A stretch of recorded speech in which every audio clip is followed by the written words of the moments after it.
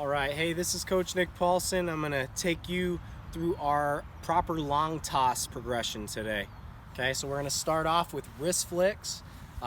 Very simple. The wrist flick is the end of the throw, so it's the way we want to release the throw. And in order to do the wrist flicks right, we want to keep the elbow up, shoulder height. I like to really be able to see the elbow out in front of my face with the hand laid back as far as possible. So what I like to do is I like to get my elbow up in front of my face.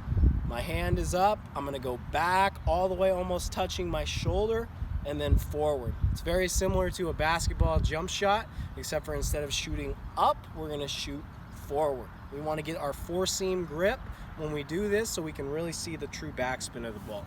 So I'm going to go with my brother right now. Okay, start off with wrist flicks. We're going to do 3 of them. Boom, perfect.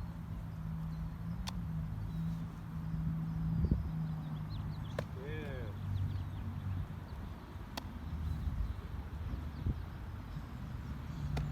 Last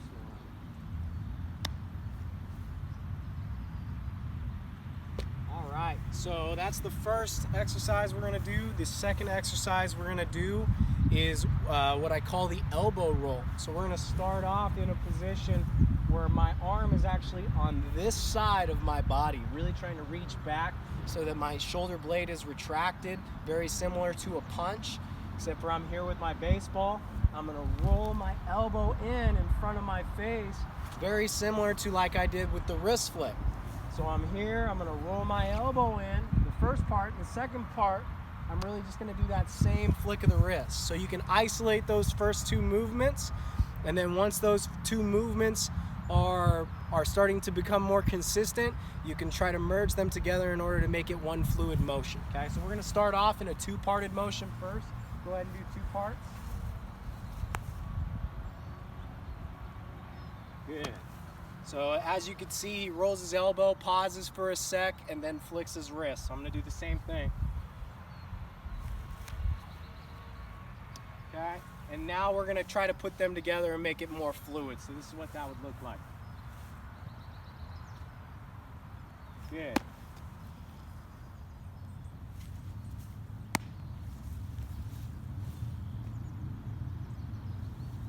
Good. Last one. Last one, you. Good, good. Okay, so the third part we're going to do is what I call 2-part throwing.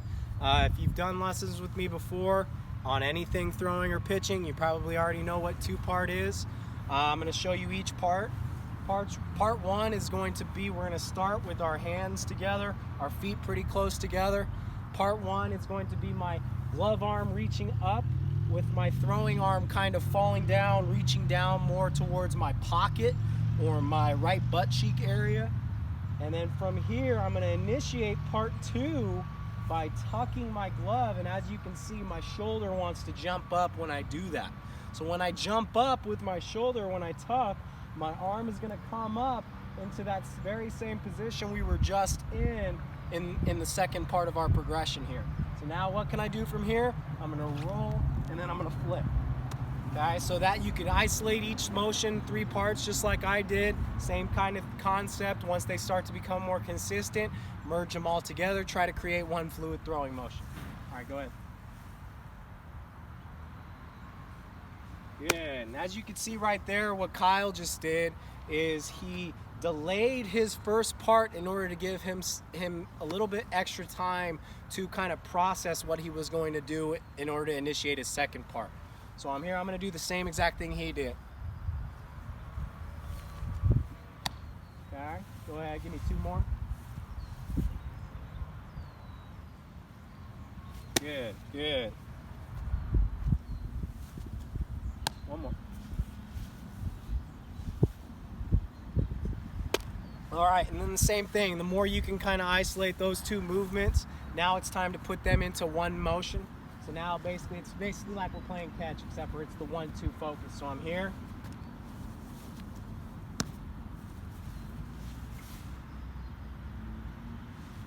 Good.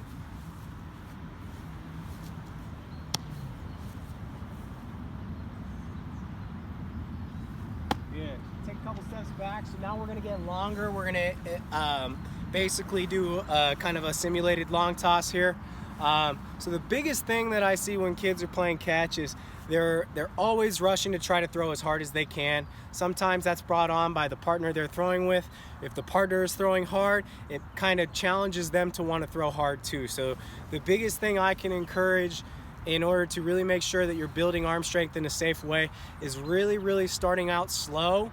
And every throw that I throw to my brother is going to be a throw that's getting to him, not through him. So I'm putting the least amount of effort possible I can in my arm in order to get that ball to his chest.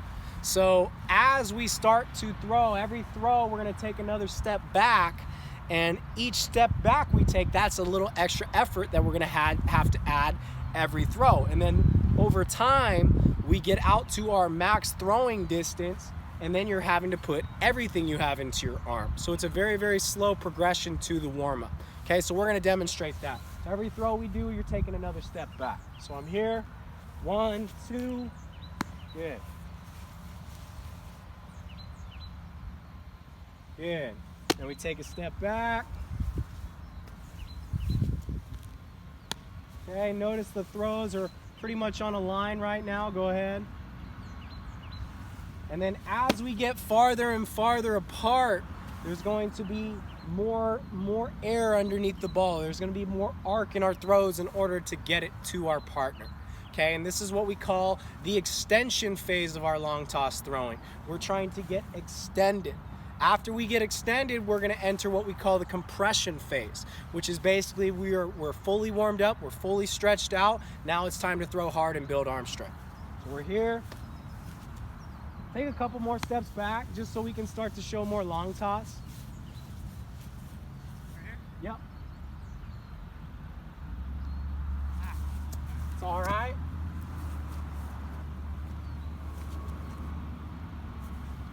Okay. You got to put a little more air under these throws. As you can see, both of our throws are too much on a line. So as we get farther and farther apart, we kind of need to adjust our release and get more air under the ball. So go ahead and put more air under the ball here. Not quite. I'll do one here. Good. Take another step back. Okay, decent adjustment. So basically, if that was your son and that's the throw he made, the adjustment is really just to put a little extra arm on it and a little bit more air underneath it. And that's going to do the correction that he needs. So we're here.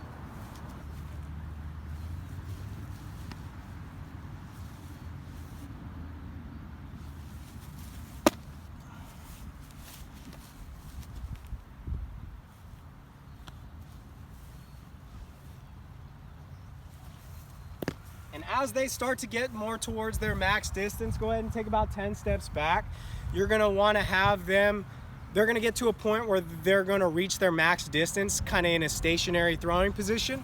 So now you would add a shuffle into it or a crow hop into it. I'm going to demonstrate here. So I'm here, I'm going to shuffle. Just try to get a little bit more of my body into the throw to help my arm. Go ahead. He's doing the same thing, shuffle.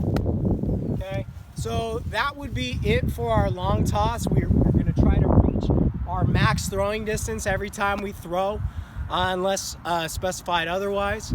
But basically the biggest thing here, every time we play catch and long toss, it's an opportunity to build strength. So when you get to your max distance, you want to do anywhere from 5 to 10 throws from that max distance. And then once we reach max distance, go ahead and come in about 10 steps. Now we're going to start the compression part of our throwing phase. And after we start to throw a little harder, kind of give each other a little bit more velocity, we're going to work on what we call position-specific throwing. Okay, and that's gonna be dependent on whether you're an infielder, you're an outfielder, you're a catcher, or maybe you're a little bit of everything. And so I'm going to kind of show you different ways in your long toss warm-up to where you can practice your specific position-specific throwing. So we're here, we're throwing hard here. So if you want all these throws more on a line, go ahead. Really challenging the velocity part.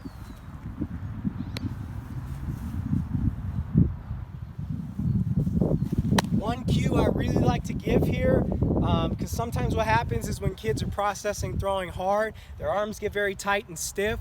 So I really like to focus on a hard tuck of the glove, hard front side pull down, and then a hard flick of the wrist, just like the first exercise we worked on. So I'm here. Ooh, put that one in the ground. Now the other thing that you will notice over time is that, you know, when kids are throwing hard, they tend to be a little less accurate when they're throwing hard. Well, challenging them to throw hard in catch play, just like this, is a great way to build accuracy and release point. So, over here, give me about 3 more.